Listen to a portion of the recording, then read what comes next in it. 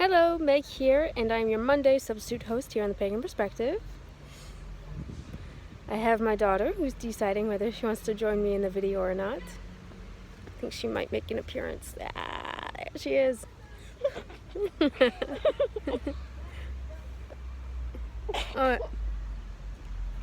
You're grooming, is that what we're doing? This week's topic is what is my perspective on Matrons and Patrons from different paths? We see you, you know. And there's a little less distraction this way, hopefully. I'm going to be walking around with you because I find it easier to concentrate when I'm pacing. So yes, in regards to Matrons and Patrons, I've come to realize that a lot of people new to this path sort of have this idea that it's a necessity to have a matron or a patron, and more specifically a god or goddess from their specific chosen path. Me, on my path, on our path I should say, it's not the case. Our path is really all about the expansion, and in order to expand, you cannot have restraints. You need to be free. You have to have that liberty to go about and to open yourself, to receive messages, to understand those messages, and then do what you must with them. And so if I were to say, okay, well, I'm on this Nordic pagan path, and so I can only follow these specific gods and goddesses or matrons or patrons, then I won't be able to expand. I won't be able to liberate myself in full, and it just won't work for me.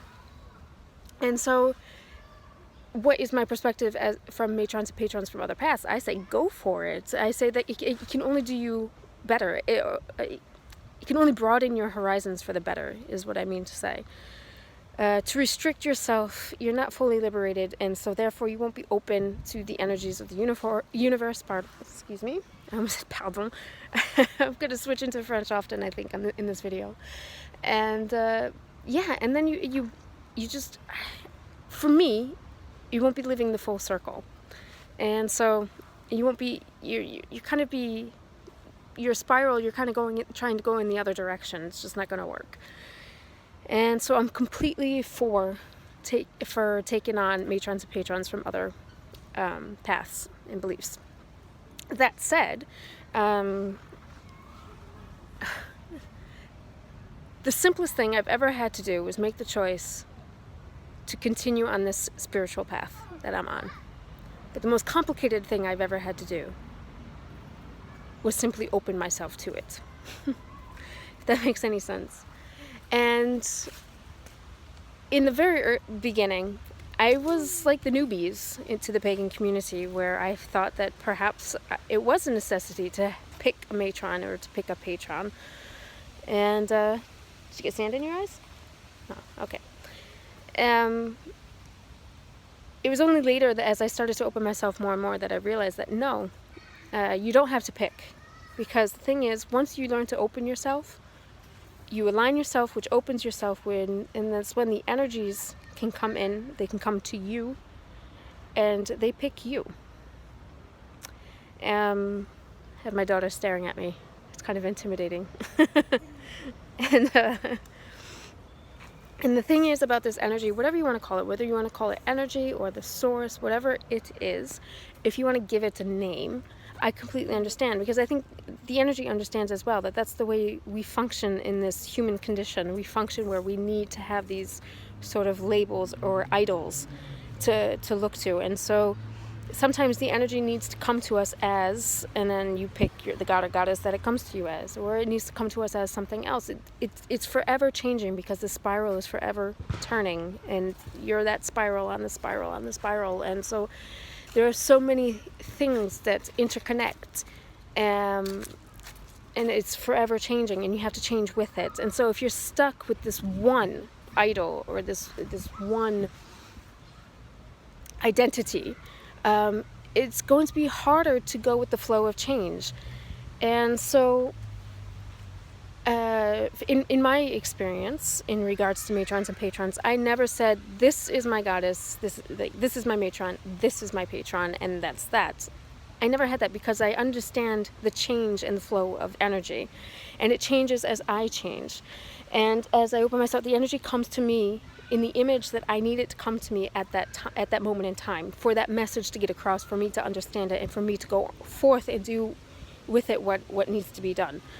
And so some examples of this is one of the first goddesses to come to me, one of the first images that the energy sent to me was the Silver Woman, which comes from a lot of folklore, actually. The Silver Woman, also known as Wild Woman, or also known as the woman who runs with the wolves. And it comes from, there's a great book by the same title, of Women Who Run with the Wolves. And so she came to me, and I was in awe, and I said, "Oh, is she my matron?" But then no, it's forever changing, and it's forever changing.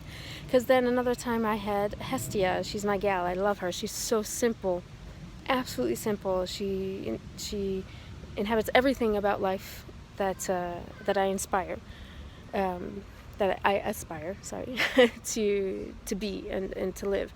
So I've had Hestia come to me. Persephone, she's very persistent, and some say Persephone and Hecate are one and the same. And so I've had signs where it's Persephone and Hecate, but they're kind of going back and forth, and it's because they're one and the same, for me, in my perspective as well. I've also had Yemaya come to me, or Yemaya. I'm not very sure how to correctly pronounce that. You can help me out there if any of you know.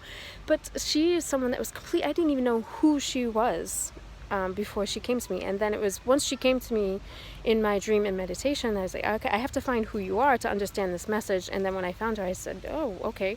But she's an African deity, from an African tradition, an African path that I've never even heard of, never read up on, never went that far into my research. So that was very interesting, and I got the message, and I did what I had to do, and for the better, because it completely helped me at that point in time in my life. Another one that came to me is Hades, and he's actually the only male image that came to me, so I found that very interesting, and his message was very powerful. And there's more. I recently had another one, but there are two that it might be one of the two, but I'm not quite sure just yet. I haven't really figured it out. But the energy, I align myself, I open myself, I send the message out there that I need to send, saying, hey, this is going on. What's next? What do I need to do? What do I need to be aware of? And the energy sends back a message via these idols or these images that we have with matrons and patrons or deity. So I am completely for taking on matrons and patrons from other paths, but I'm also completely for you being open to change and knowing that and Mary, she's come to me. It makes me smile because I think she's been nagging at me for a while now, and I've been kind of ignoring her because I kind of just tried to push back my whole Catholic upbringing. But more and more I'm really embracing it because it is a part of me, and it is a part of who I am today, to be honest.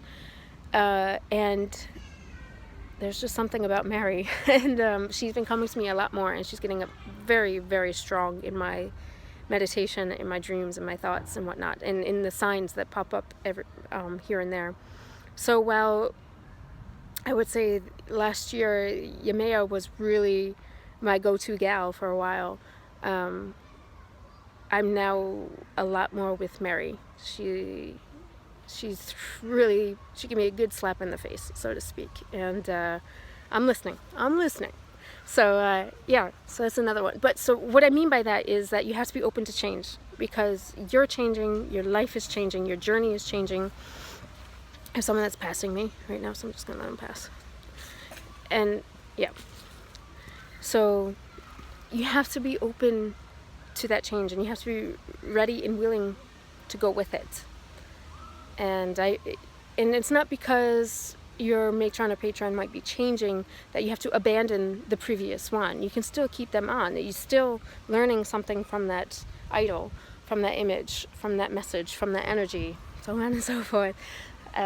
So just,